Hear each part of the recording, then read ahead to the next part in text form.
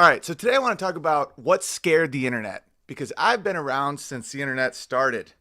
I'm 38 years old. I watched the whole thing happen. It started with a very, a freedom type culture with early websites that would just play anything, and now we're in this bizarro world where you can't really predict why companies do what they do or why media does what they do or why the government's doing what they do. And I think I cracked the code a little bit and I'd like to share.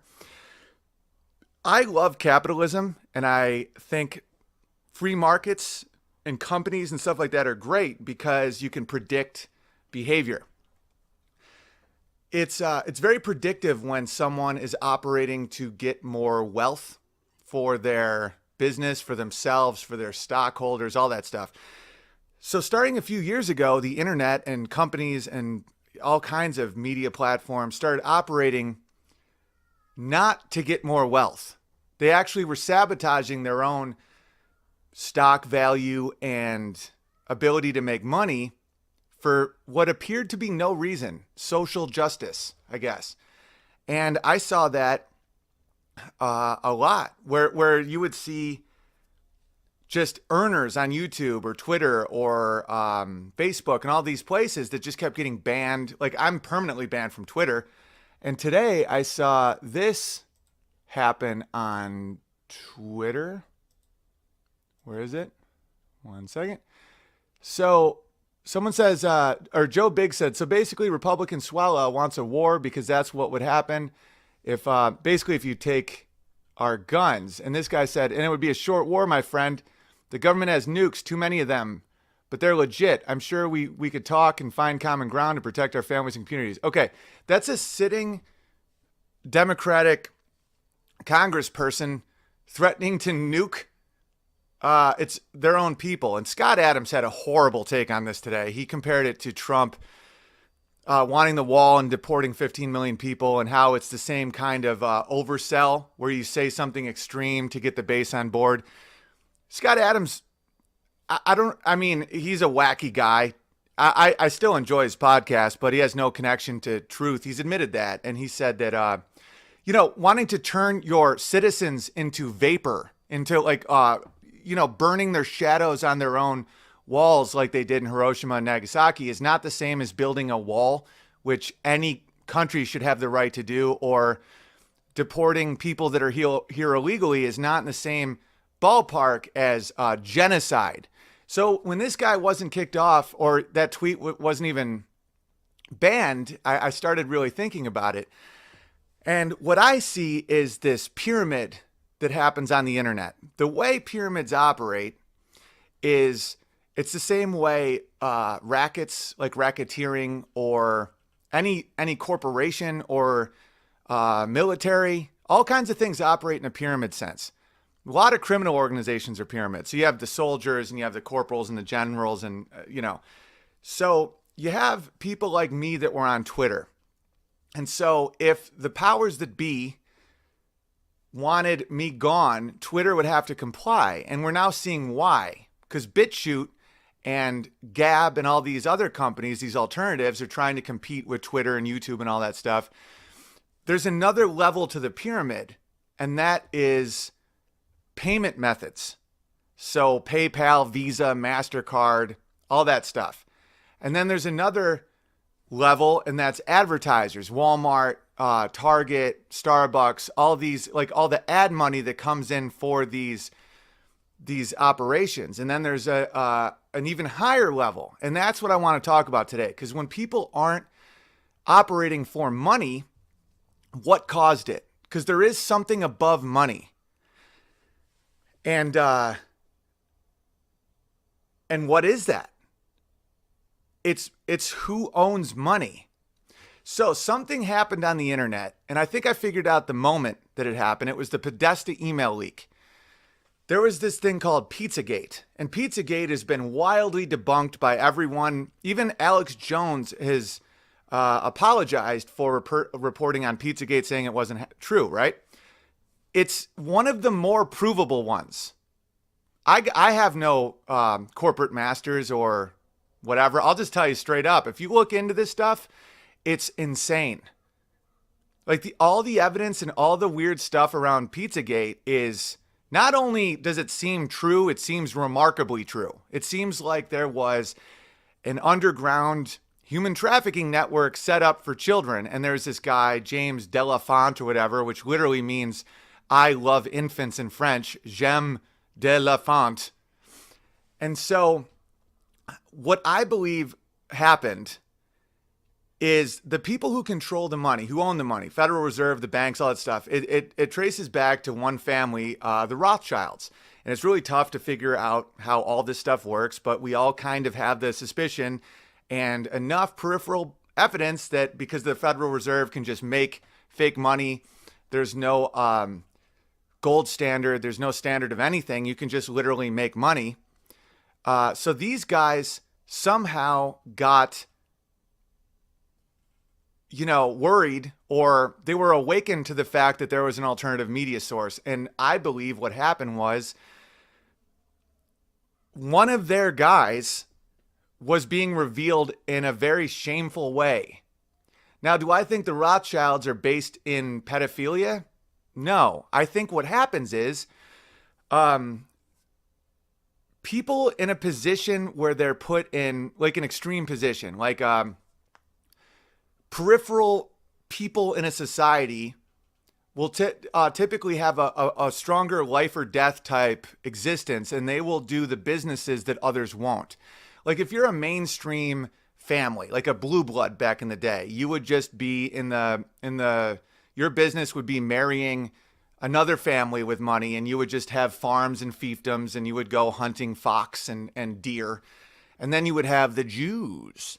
And the Jews weren't allowed to own land, so they would get into businesses that others wouldn't do, like lending money, usury. A lot of Christians wouldn't participate in that, and Jews were willing to do that. And pornography, drugs, financing war, stuff like that. So the same thing happens in Mexico, Central America. You see these cartels will get in these extremely profitable, extremely dangerous and frowned upon businesses, and it becomes very, very powerful and profitable. So back in the day, you had this one family, the Rothschilds, and their history is very hard to understand, but long story short, they would fund both sides of many, many wars and become extremely rich, like real rich. And they would run the Bank of England. Their family controls the city of London, this 1 square mile area of London that the Queen has to ask permission to come in. Washington, D.C., the Vatican, and the city of London all are their own nation states. They don't have jurisdiction in the country. So they're the top of the pyramid. And so let's say, hypothetically, that James Delafont was a Rothschild and he's into some shady stuff. Like he's supplying fetish type sexual proclivities to some of the most powerful people in the world. And this guy owns a pizza shop, and he was listed in GQ as one of the most powerful people in Washington. If you look into this dude, it's weird. And so to see Alex Jones apologize for something that's so much more obvious than gay frogs and stuff like that, you're like, what's going on here? So let's start talking about how this works. So if you have the people that own the money are now awakened to a potential threat, money is no longer the goal for these multinational corporations, for nations, for these huge companies. If money is worthless, making money doesn't mean anything. So then everybody shifts their motivation, so they no longer have to follow the normal course of existence, which is trying to acquire money. That those who own the money can change that whole course. I hope this is making sense to some of you guys, because it legitimately makes sense to me. Let me check in and make sure that this is still working. Hang on a second. Is this still working? You guys here? Alex never apologized, only clarified. Okay, how do you clarify? Feel free to explain. No, I know that there's a AJ feared lawsuits, Owen, not enough hard evidence. Okay, I'm not going to get... You guys know I'm friends with Alex Jones. I'm not trying to do a takedown here. He looked rattled on this topic. Fact. All good. Anyway, I'm going to keep going. So, um, so that happens. So Smaug. So Smaug, let's talk about symbolism. This is an image of Smaug waking up in his gold. Now, I was read a lot of Tolkien growing up, and Smaug, the dragon represents the hoard, the hoarder, sitting on his gold. And if there's one piece missing, the dragon awakens. And the Rothschild dragon is very, very intense. So what awakens the dragon is a threat to their gold, and that would be information, the free flow of information that isn't controlled by the top-down pyramid, a new pyramid, if you will. Now, the eye symbolism in The Hobbit, in The Lord of the Rings, written by, it's a masterpiece, by the way. It's a masterpiece of human nature.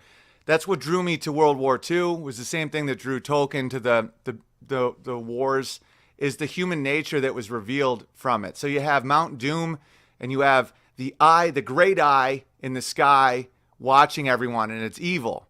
And when you do something that threatens its existence, it looks at you. And just when it looks at you, the orcs, which are now the NPCs, the non-player characters, the orcs are now sent your direction. The swarms. And so where's the eye in America? The eye is literally on our money. It's right in plain sight, because this stuff has to be in plain sight. That's how it works.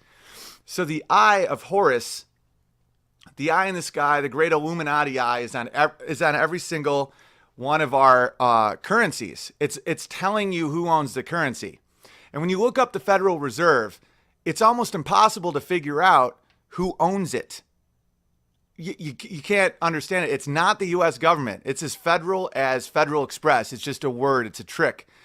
And so you have all of our currency is fiat currency. It's debt-based, force-backed currency with absolutely no value, owned by a private group of people that no one can understand, right? And so when one of theirs gets revealed or is threatened, and one of their things is shown to be, these people are involved in the most disgusting elements of society. The human trafficking of children, all this stuff. And the Clintons are involved, and a lot of high-level politicians are involved. And when that is threatened to be revealed, Smaug is awakened and everything changes. And we watched everything change.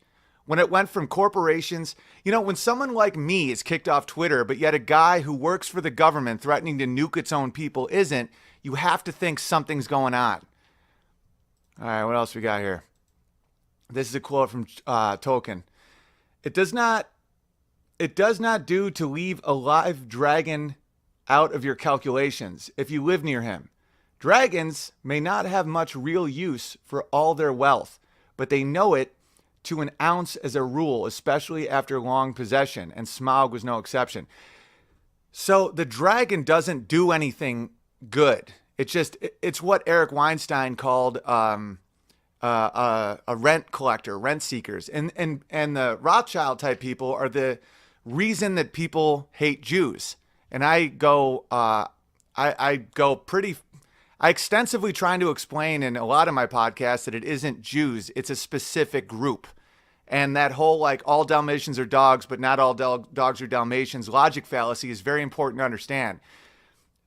There is a dragon, there is a Smaug, and it is affecting the way people can live their life. It makes an upside down world where you can't predict how someone will act or what someone will do, because they're no longer motivated by acquiring money if those who make money and own money now have a different interest.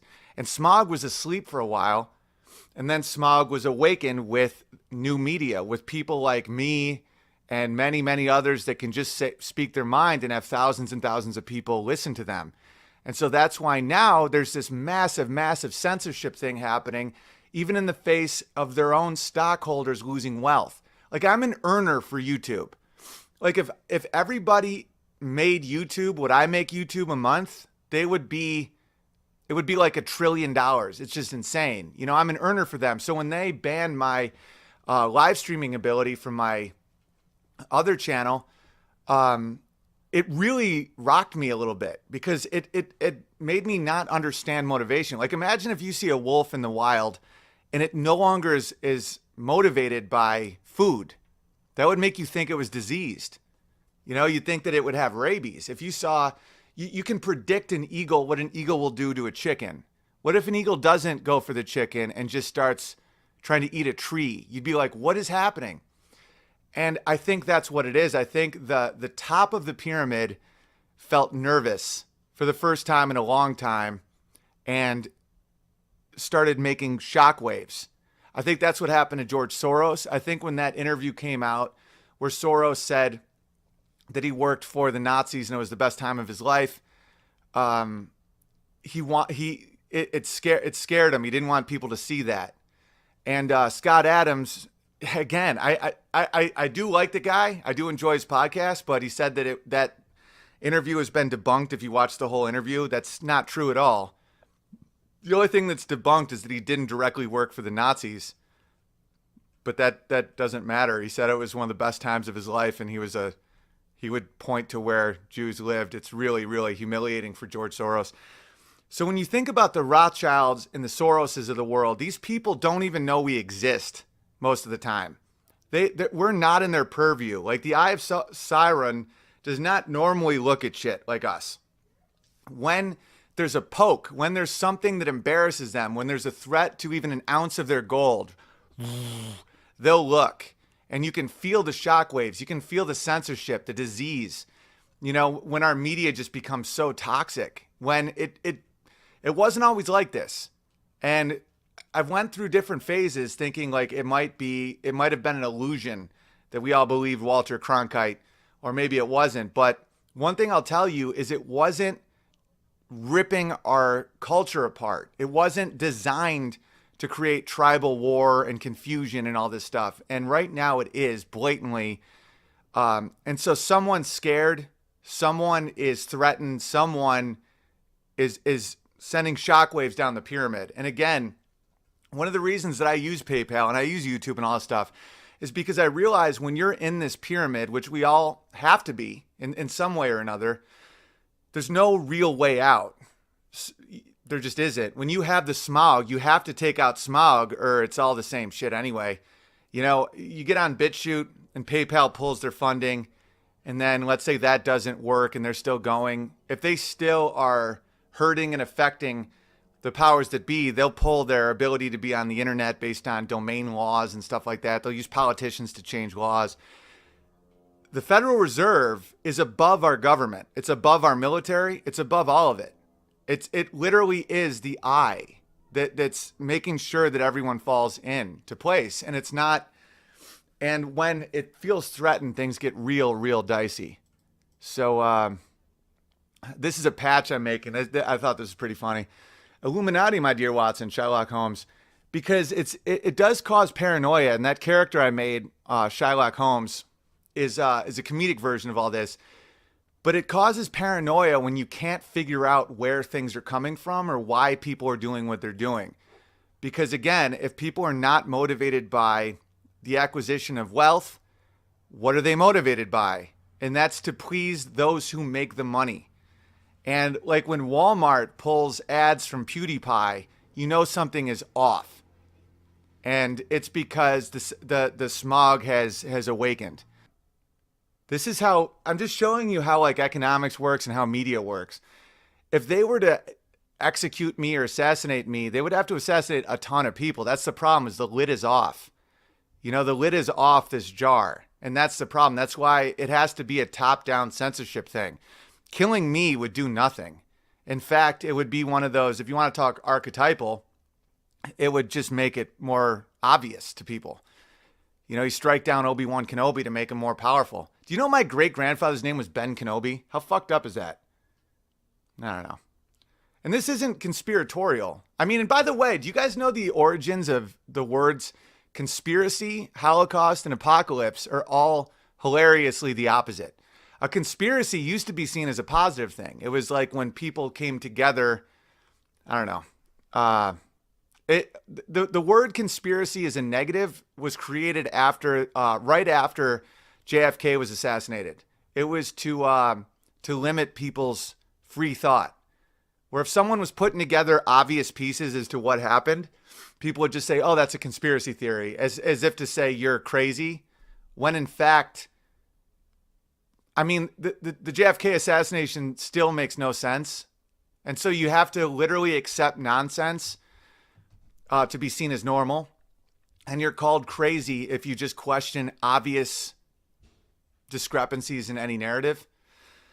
And that happens all the time, where they, oh, conspiracy theory. And then a lot of these conspiracy theories are revealed as true, and no one really cares in the mass media because the mass media is owned by the Eye of Cyrus, or the Eye of Horus, or whatever it's called.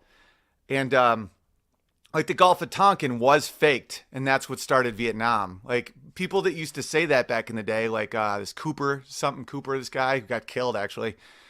But he would say that, and everyone said he was crazy. And then the Freedom of Information Act revealed that it was absolutely true, and that the admiral on the ship that was fake attacked was Jim Morrison's dad. Jim Morrison then became famous 6 months later and started the hippie movement, which degraded the American family. Pretty amazing, huh? The Eye of Soy, Ron. Yeah, there's soy in it. Hilarious. Bill Cooper died on his front porch. I know. It's crazy. All right, you guys want to see something funny? That was intense. I know, but it's good to know these things. It's good to understand how things work, because when people aren't functioning properly, when there's a sickness where it's like, why won't you just let me make money for you? Like, it's a dude talking to a camera with a keyboard. You know, you turn on TV and you see advertisements for these movies where you see like 80 people shot with a gun, you know, with Childish Gambino, this weirdo, this super weird dude is doing an execution in his music video that gets like 100 million views and is advertised all over the place. And then there's me just talking to a camera and I get censored. You know something's going on. And that is when someone's poking the hive, when someone's trying to reveal information about the abuse of children, which is a major part of how this whole pyramid works. Because abused kids, the acceptance of the abuse of children is how you keep your cattle in line. You know, it like non-abused kids raised with a mother that shows them love and context, and a father that shows them hard work and, you know, and can protect them, isn't as susceptible to these types of things. When someone's raised with two parents, the real privilege in this world is not skin color or money.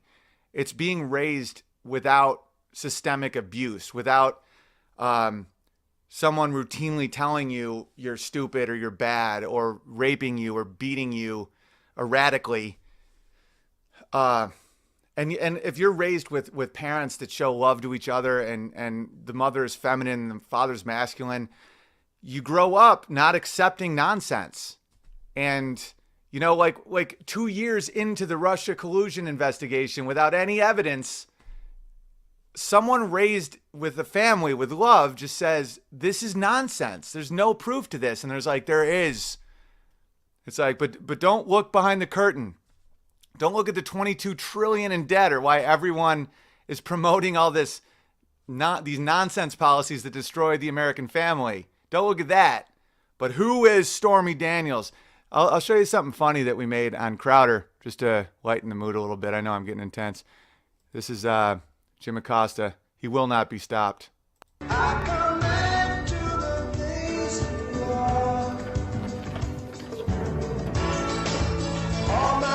President, will you come on, Russia? Mr. President, are you causing the hurricanes? I'm not going anywhere, sir, until you respond about Stormy Daniels, Mr. President. Yeah, we're making false heroes. You know, like this Jim Acosta, when it's like, it's a false hero, it's a fake hero. It's like, I won't leave, sir, until you answer nonsense. You know, it's just because our souls, our spirit knows truth. So the way the silver screen works, the way media works, the way movies and TV works, is they do a half step off of truth, so that it quenches our souls enough to not really react to what's happening. In response to people understanding Agenda 21, they show us the Hunger Games. So we're like, oh, it's just a narrative. In response to, Zoolander, I want to do a whole episode just on Zoolander. It basically is showing like MK Ultra mind control tactics for male models and actors right in the movie, but it's a comedy.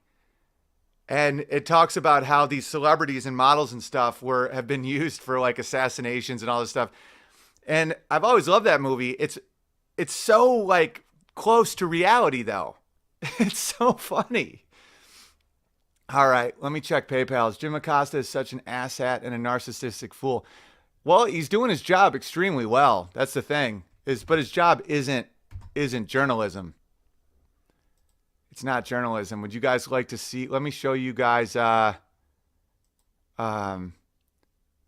minute. Let me show you the Jim Acosta sketch I did that just got put up. Let's see if it's easy for me to access.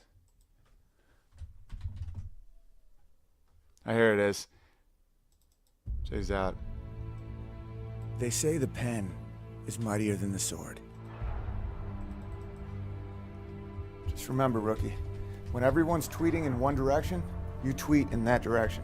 It's called trending, right? Yeah, pal. It's called trending, all right. Only the mightiest of men can wield the pen. And that's when I realized that if there were no guns, there would be no crime. Hey, baby, it's me again.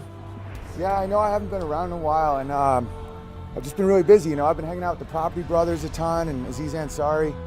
I just want to let you know I miss you, and I was thinking about you.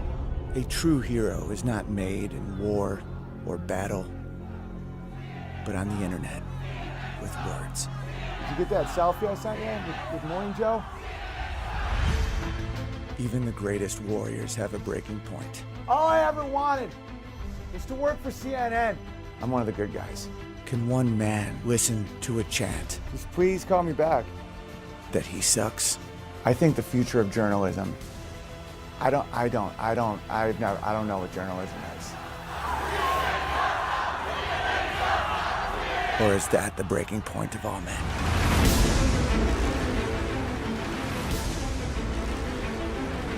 All we ever wanted is to be a blogger or a journalist, just like our dad.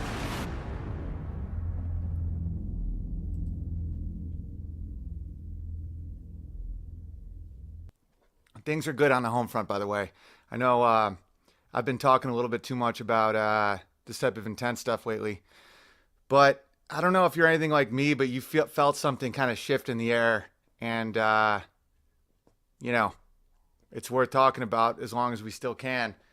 But just the concept of Smaug, that's the beauty of these really, really well-written books, like all of Tolkien's books, is it's always true. Like that Jim Acosta thing we made before this whole Jim Acosta thing happened. We just played it. We put it on Crowder. It was just sitting there for like almost 2 months. We shot that a while ago.